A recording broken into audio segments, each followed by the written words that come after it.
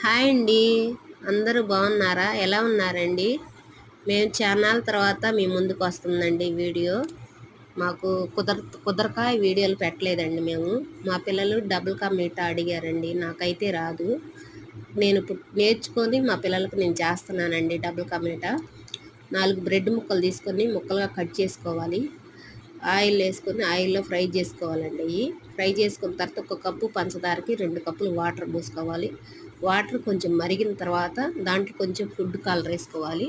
యాలక్కాయ పొడి వేసుకోవాలి. అవి కూడా కొంచెం మరిగిన తర్వాత బ్రెడ్ ముక్కలు వేసుకోవాలండి. బ్రెడ్ ముక్కలు కొంచెం ఆ వాటర్ అంతా పీల్ చేసిన తర్వాత పాలు 1 కప్పు పాలు పోసుకోవాలి.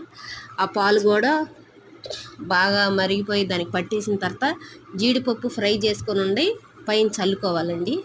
చల్లుకొని మనం ఇక సర్వ్ చేసుకుంటే ఎంతో టేస్టీగా ఉండే డబుల్ కా మీఠా